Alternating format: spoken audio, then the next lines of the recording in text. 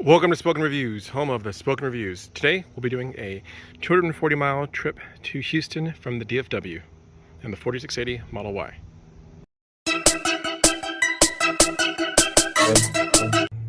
Okay, looking at the trip, it has us stopping in Waco to charge up for about 20 minutes and then moving on to Waller, Texas, which is right next to Prairie View, right off of 290. Charging up there and then heading on to West Houston. All right, so now we are 40 miles into the trip, so everything's going good. We have another 60 miles to Waco. It's saying that we're going to get to Waco at 50%, then we're going to charge up and then proceed on the trip. So we'll get to Waco, we'll charge up for about 20 minutes, and then we'll proceed on to West Houston / Katy. It's telling us to stop again at this Waller, Texas one, which we'll probably skip that one just because we're going to stop in Katy and charge. So we'll probably just remove that one and just have that 120-minute stop. So my prediction is basically what would normally take a 4-hour trip, it's basically going to end up taking 4.5 hours. So not too bad, but we'll see how it goes. So one thing I'll actually notice, that you're almost incentivized to drive less efficient when you have to stop. It sounds crazy, but follow me. If we stop at 50%, we're going to charge slower than if we stop at, say 20%, right? So trying to be efficient the first leg of the trip before the charger doesn't really make a lot of sense. Now, if we could make the trip without stopping at all, then it would make perfect sense to be as efficient as possible. All right, we stopped at the Electrify America in Waco just to check it out. We wanted to just basically see where it was at exactly. We looked at the map before, but we wanted to get a better idea of how far it was off of the highway because we do have a Mach-E coming in September. So that should be fun, and we'll definitely be doing a lot of road trips on that and reviews on that one too. All right, so we're at the supercharger in Waco, so we're going to do a quick 20-minute, 15-minute charge, and then we'll head on to Houston. All right, they have a ton of good baked goods here. So all right, so we have some cookies from Collins Street Bakery. Again, this is one of the most notable superchargers in Texas. So back in the day, they used to only have like 10. Now they have like over 20. So super cool. You can see super. And they also went from version 2 to version 3. So yeah, super cool place. This place does get packed on like holiday weekends and Sundays. Depending on what time you come on a Sunday, you can actually be waiting. So, but yeah, pretty intense. So let's check out the screen and see if we can get going. All right, we're at 90%, so let's keep going and we'll continue the trip. And looks like we can actually skip that second stop, so we can just make it all in one stop. So, okay, so we have about another 60 miles, 1 hour until we get to West Houston. So the trip's going really good. We have had maybe 3 phantom brakes, not as much as we normally have. I'm noticing that on the interstates there's less. It seems like more on these highways it happens more, maybe just because they're less traveled by Teslas, there's less data on them. So that's kind of one thing I do want to point out and note. And then quickly, let's look at the trip. So since we left Waco Supercharger, we've gone 109 miles, right onto State Highway hour and 45 minutes since we left Waco. And since we've left the DFW, we've gone a total of 212 miles.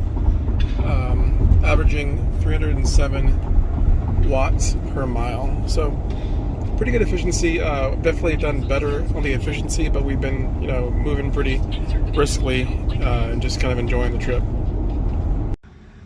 All right, we made it to Houston. Let's go over some of the stats of the drive. So the total drive was 270 miles. So from DFW to West Houston, 270 miles. We did the one supercharge stop. That was in Waco, Texas, which was about a 25 to 30 minute stop there. So yeah, I mean, pretty good trip. Again, I guess the one thing that would be nice would be to be able to do it without stopping. So potentially in the long range Model Y, you could do the entire trip without stopping, but according to the Tesla website, you still have to make that stop in Waco, but instead of being like a 25-minute stop, it'd be like a 10-minute stop. Now the Model S, you can do the whole drive without stopping, the Model X without stopping, and then the long range Model 3 you can do without stopping. So that's kind of the big takeaways from the trip is, hey, it'd be nice not to have to stop. As far as the average watt per miles 304, we've done a lot better. So we've, normally can see like 285, but it's been pretty windy today. It was pretty hot, so the AC was going pretty hard. But I mean, we still arrived at 11%, so we basically started at like 97%, got to Waco at 50%, charged back up to 90% at Waco, and then from Waco to Houston, we went from 90% down to 11%. So yeah, not bad at all. So what I'm going to do is I'm probably going to just plug into the regular wall outlet at my parents' house, charge up tonight, so probably charge up for the next 16 hours on that. And then tomorrow we have some errands I'm going to get on supercharger and supercharge. That way we'll have a full battery, or close to a full battery, to do our errands in the Houston Metroplex, just because Houston's a huge city and you will use a lot of battery while in Houston. Some final thoughts. So again, I did mention that we do have the Mach-E coming in September. Super excited for that to come. I wasn't really impressed with the Electrify America in Waco. It looked kind of like run down. They need to have some maintenance. Maybe just that Walmart in general was kind of a little run down. So it was kind of funny, like going back to back to Electrify America to a Tesla supercharger. Huge difference, just in the aesthetics, the amount of them, and just kind of overall quality. Definitely looking forward to more, non-Tesla supercharger like networks getting set up, just so that there's more options for people that don't have Teslas, or there's rumors that by the end of this year Tesla will open up their superchargers to non-Teslas.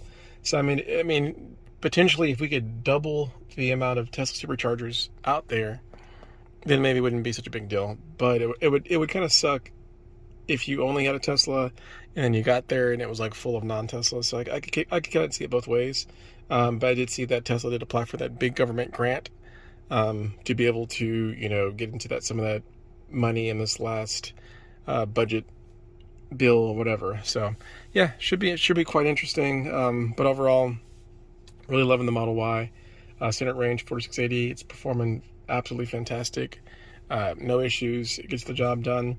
And in all reality, this entire trip to from DFW to Houston was basically less than $15, versus in gas it'd have been easily a $60 to $70 trip each way. So anyways, guys, thank you for watching this quick video on the 270-mile trip from DFW down to Houston.